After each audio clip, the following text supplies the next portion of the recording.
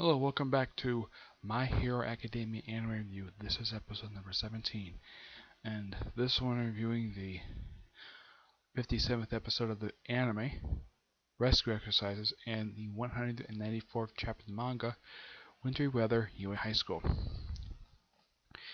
This newest episode of the anime adapts chapters 109 and 110. And I looked it up here because I got this recently with the Barnes & Noble. I got volume 13 in the manga. And I took a quick look and see if there's any changes. From what I can tell, it stayed mostly the same. I mean, there's a couple dialogue changes, but that's really it. Mostly, like the episode titles, this is about rescue exercises. Now, they do have I'd say one quick image here, which is actually from the previous chapter, 108. Yeah, showing off the people who are part of the rescue exercises, people who are the elderly and the children.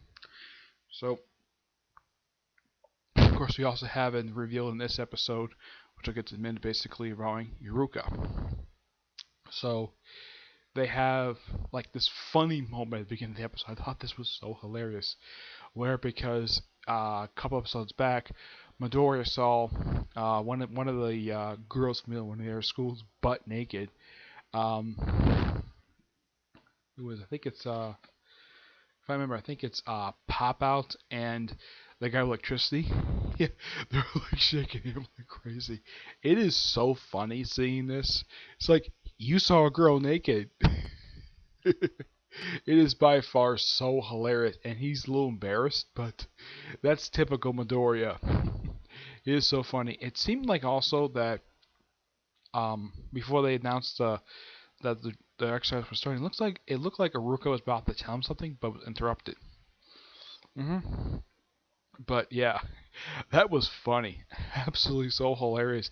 This went on for a good 5 minutes. This little scene at the beginning of having I think her name was Cammy from one of the rival schools, just waving at him, not saying a word to him. As a matter of fact, this whole episode, she doesn't say a word at all, which I think is so hilarious. That this one girl who, now Aruka didn't get a chance to take a good look at her, but yeah, she's from the League of Villains. Yeah, they don't reveal that for another, probably not for a few episodes. Probably not reveal that, but yeah. So they go out and they go rescue people.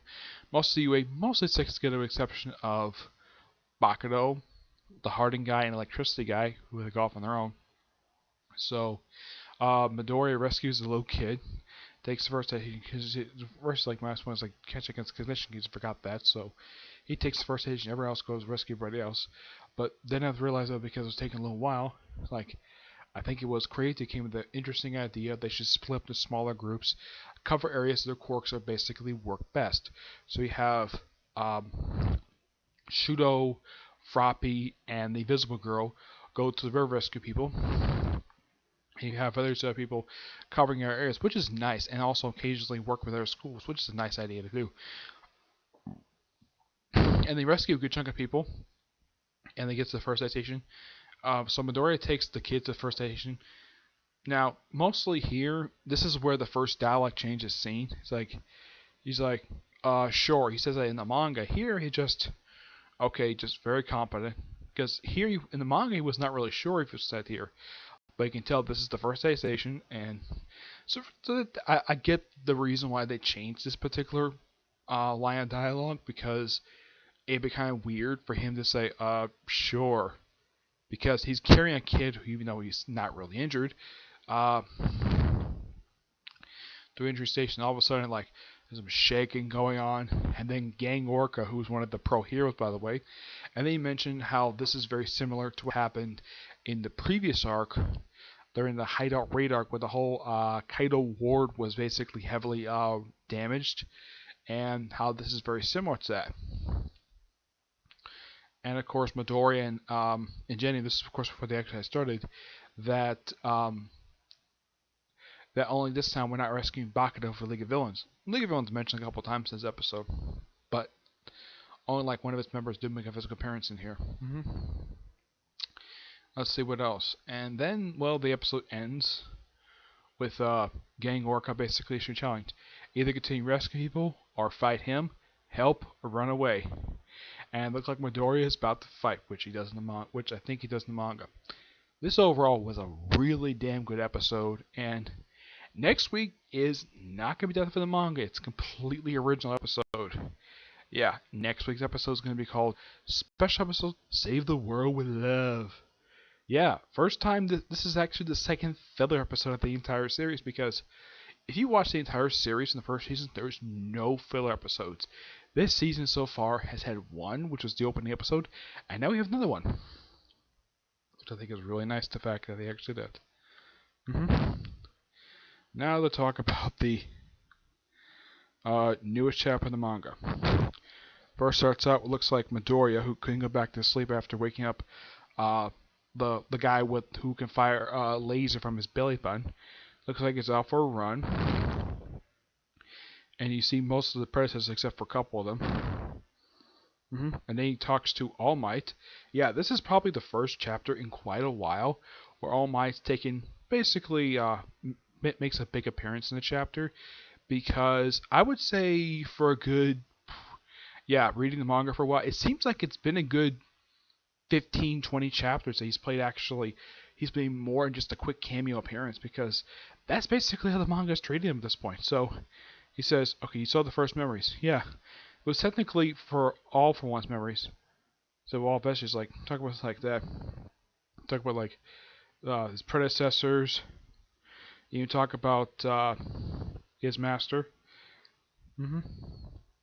And like she's saying this. She says, though one may fall midway on the path, you can meet them again with One for All, life's romance at its finest. And All Might's, I think it's All Might's like, oh, activating your powers woke up. Oh, fine. And they figure though that it'd be a good idea for both of them to investigate together. Yeah. And then Deku basically says, your master was a really pretty person. And All Might's like, yes, she was. And look at her, yeah.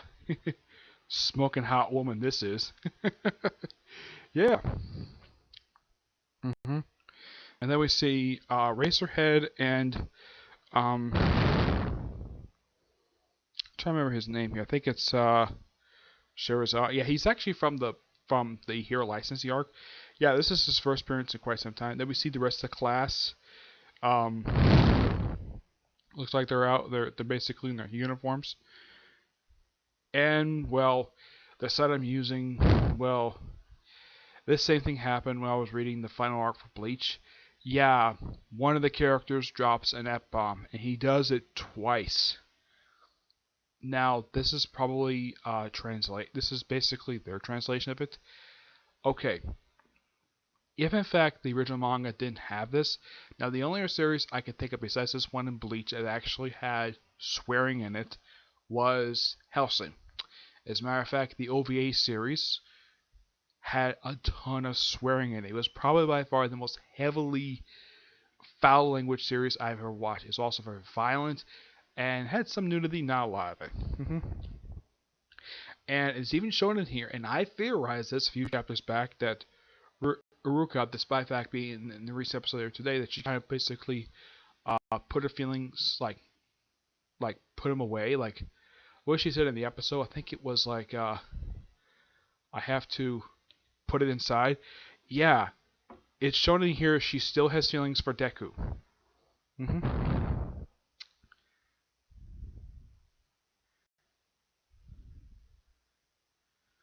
Yeah, that's what it looks like. You see a brief flashback what happened during the Hero Licensing arc, and then we see like the class look like they're ready for a big rivalry with the other class, and then we see this Shizoru Hisaraki has transferred from the Department of Heroes, and that's how the chapter ends. I gotta say, this was actually a really damn good chapter. This is probably the first time in probably about 5 or 6 chapters that the the main cast of the series have actually, done stuff, because it feels like it's been a while, because we've had um the cultural festival stuff. We had that. We had the Arcwood Endeavor. Now we have this. This arc I'm definitely invested in because it sounds interesting. We're probably going to look like we're going to explore the previous previous possessors of the All Might's quirk. Excuse me. That's going to be interesting.